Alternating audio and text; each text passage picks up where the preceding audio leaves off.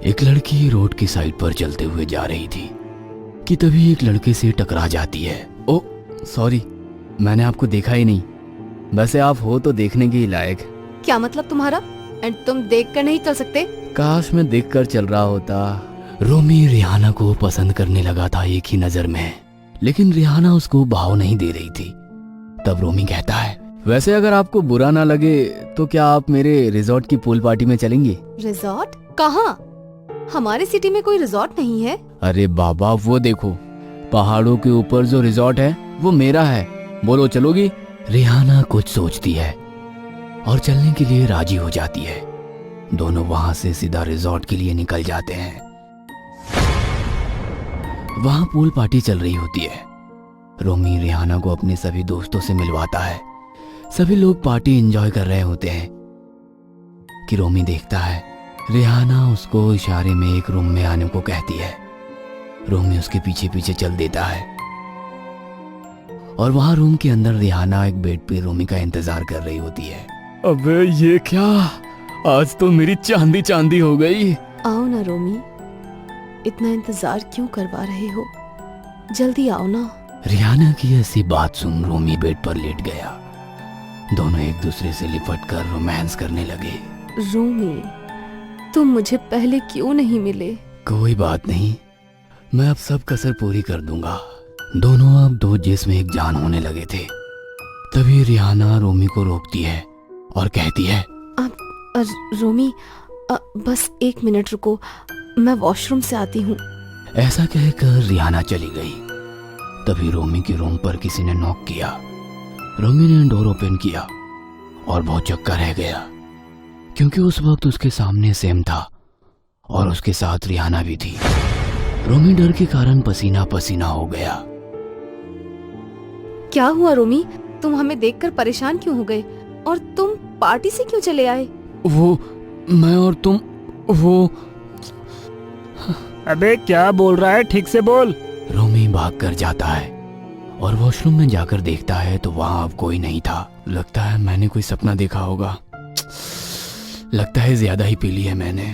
अच्छा चल, अब बॉन फायर के पास चलते हैं, जल्दी चल। फिर तीनों वहां से निकलकर रिजॉर्ट के गार्डन में आ जाते हैं, जहां बाकी लोग आग के सामने बैठकर मजे ले रहे थे कि तभी रोमी की एक दोस्त कहती है, रोमी, तुम लोगों को इतना दूर रिजॉर्ट क्यों बनाना था?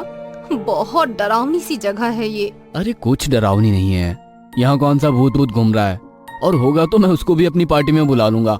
सभी लोग हंसने लगते हैं कि तभी पीछे से उसी रिजॉर्ट का मालिक कहता है, साहब आपको क्या पता, भूत से भी ज्यादा खतरनाक चीज दफन है इस रिजॉर्ट के इतिहास में। ऐसा क्या है बाबा, यहाँ जो भूत से भी ज्यादा डरावना है? इच्छाधारी नाग नागिन का घर था पहले यहाँ। इस रिजॉर्ट की जमीन पर पहले नाग नागिन का मंदिर हुआ करता था, जहाँ हर नाग पंचमी वाले दिन नाग नागिन पूजा किया करते थे। लेकिन एक दिन इस जमीन के कारण ही उस मंदिर को तोड़ दिया गया, जिसमें कई नाग नागिन मारे गए। उसके बाद से कई बार यहाँ से लोगों ने इच्छाधारी नाग नागिन के होने का दावा किया है, जो नागमणि की तलाश में है, जिसमें असीम शक्तियां हैं, जो कहाँ है किसी को नहीं पता, लेकिन सिर्फ इस रिजॉर्ट का हकदार ही उसको ढूंढ सकता है।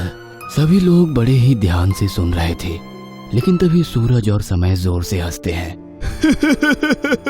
अरे बाबा, ऐसा कुछ नहीं होता, ये सब फिल्मों में होता है।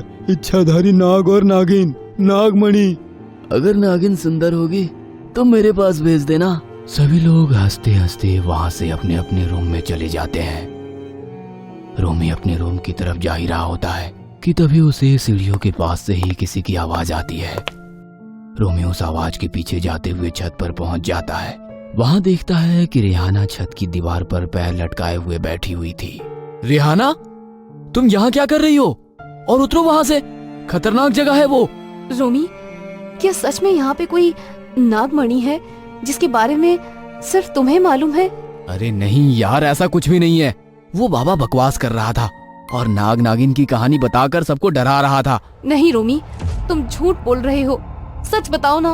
अरे यार, तुम तो पीछे ही पड़ गई। देखो, ये रिजॉर्ट मेरा नहीं है। मेरे डैड इस रिजॉर्ट के बिल्डर थे जिन्होंने इसको बनाया है।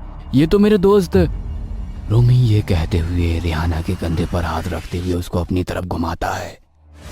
और अब वो क्या देखता है, वो लड़की जो इतनी देर से रिहाना बनकर रोमी से बात कर रही थी, वो एक नागिन के रूप में बदलने लगी। देखते देखते वो एक विशाल नागिन में बदल गई और रोमी को छत से नीचे फेंक देती है। वहीं नीचे रिहाना और सेम वॉक करते हुए बातें कर रहे होते हैं और रोमी को गिरते हुए देखकर उसके पास भागते हुए जाते हैं। रोमी, रोमी, ये सब क्या हुआ? किसने किया ये सब? रोमी भाई, क्या हुआ ये? रोमी कुछ कह पाता, उससे पहले ही वो मर जाता है। तभी सब वहां से जाते हैं। रोमी को ऐसे मरा हुआ देखकर डर के मारे सभी वहां से जाने को कहते हैं और अपनी अपनी कार से वहां से निकल जाते हैं। लेकिन सैम और रिहाना वहीं रुकते हैं। कुछ समय ही बीता होता है कि सभी लोग वापस आ जाते हैं। तुम लोग वापस क्यों आ गए?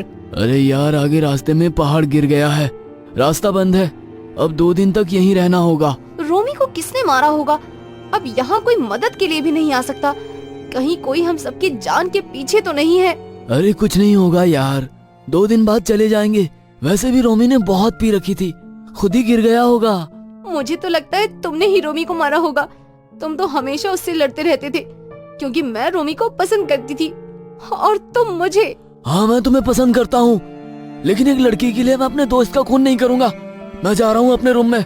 उसके बाद सभी अपने अपने रूम में चले जाते हैं। कुछ देर में ही समय का रूम का डोर अपने आप खुल जाता है।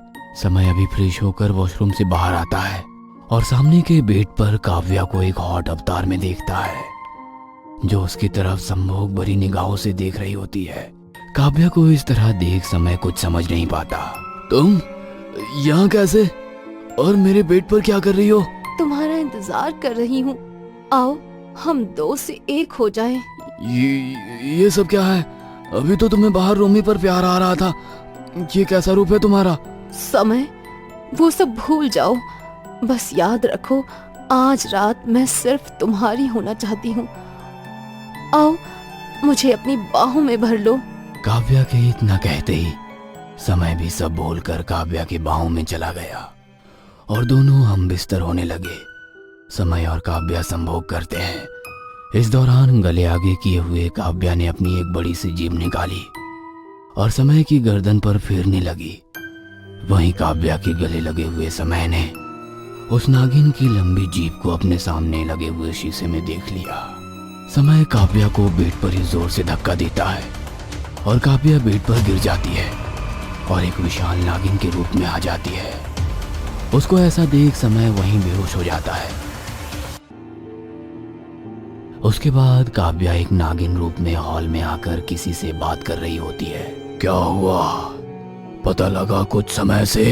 नहीं, उससे पहले ही वो समय बेहोश हो गया। इतने में ही पीछे से सूरज की आवाज आती है। काव्या, तुम इतनी रात गए किससे बात कर रही हो? किसी से तो नहीं, वो तो मुझे नींद आ रही थी, तो वॉक कर रही थी। सूरज इतना कहकर वहां से अपने रूम की तरफ चला जाता है। आगे जाते ही उसे सिमरन के रूम से आवाज आती है। वो जैसे डोर ओपन करता है, सामने ही वो काव्या और सिमरन को बातें करते हुए देखता है और डर के पीछे हो जाता है। काव्या, तुम यहाँ कैसे? तुम तो अभी वहाँ थी ना? कहाँ थी? ये तो काफी वक्त से मेरे साथ ही है। सूरज बिना कुछ बोले वहां से भागते हुए फिर हॉल में जाता है। वहां कोई नहीं था। सूरज बहुत डर जाता है और अपने रूम में आकर सो जाता है। अगले दिन सभी लोग हॉल में ही बैठे हुए होते हैं। तभी समय सभी के सामने काव्या के नागिन होने का बात बता देता है। अबे पागल है क्या? काव्या दोस्त है हमारी। जानता हूँ मैं, लेकिन तुम लोग वो नहीं जानते जो मैंने कल रात देखा। ये तो बस कल रात मुझे मारने ही वाली थी। तुम्हारा दिमाग खराब हो गया है। और कल रात से अभी तक मैं सिमरन के साथ ही थी। ये सही कह रही है, मेरे साथ ही थी। वैसे जो तुम कह रहे हो वैसा ही कुछ सूरज भी कह रहा था। वैसे ये सूरज है कहाँ? सुबह से शाम होने वाली है। ये अपने रूम में क्या कर रहा है? सभी लोग वहां से उसके रूम में जाते हैं।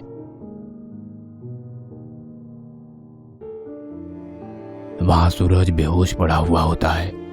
तभी वहां माली आ जाता है और कहता है, ये क्या? इसे तो नागिन ने डसा है। इसकी जान बस अब वो नागमणि ही बचा सकती है। वो भी सुबह होने से पहले नागमणि इसके सर पर रखनी होगी। अब सैम, रेहान और सिमरन नागमणि खोजने निकल जाते हैं। काफी देर हो जाती है खोजते हुए। अब रात हो गई थी।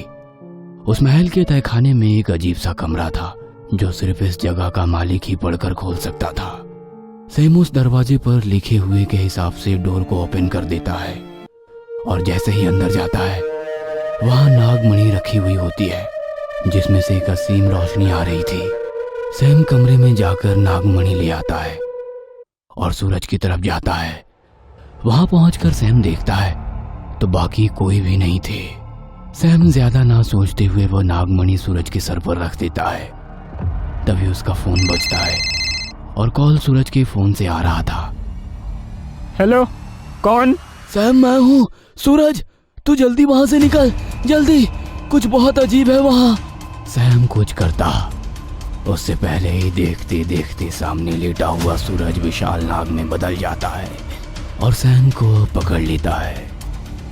कौन हो तुम? मुझे जाने दो। क्या बिगाड़ा है मैंने तेरा? ऐसे कैसे जाने दो तुम्हें? तुम्हारे बाप की वजह से मैंने अपने परिवार को खोया था। अब तू भी मरेगा। इतना कहते ही नाग की वजह से सैम का दम घुटने लगा था कि तभी पीछे से सिमरन आवाज देती है, छोड़ दो सैम को, वरना मैं तुम्हें मार दूंगी। सिमरन अपने पास से गन निकालकर उस विशाल नाग की तरफ कर देती है। तभी नाग जोरों से हंसता है। तुम मारोगी मुझे? ठीक से देख पागल लड़की, तेरा कोई दोस्त अब जिंदा नहीं है, सब मारे गए। तुझे मैं ही मारूंगी, तो देख अब। सिमरन गोली चलाती उससे पहले ही एक नागिन सिमरन को अपनी में लपेट लेती है और जब सिमरन उसको देखती है तो वो और कोई नहीं, रेहाना ही होती है। तुम सब ने अपनी मौत को खुद अपने पास बुलाया था। मरना तो तुम सबको ही था, हमें तो बस मौके की तलाश थी। जैसी मौत हमारे परिवार वालों को मिली है वैसे ही अब तुम सब मरोगे। मैंने और मेरे भाई ने मिलकर ही तुम सबको यहाँ आने पर मजबूर किया था। रोमी को मेरे भाई ने मारा और बाकी सबको भी, और अब तू भी मरेगी। ऐसा कहकर रेहाना सिमरन को डस लेती है। सिमरन वहीं मर जाती है और फिर नाग सैम को मार देता है और दोनों नाग नागिन मणि लेकर वहां से चले जाते हैं।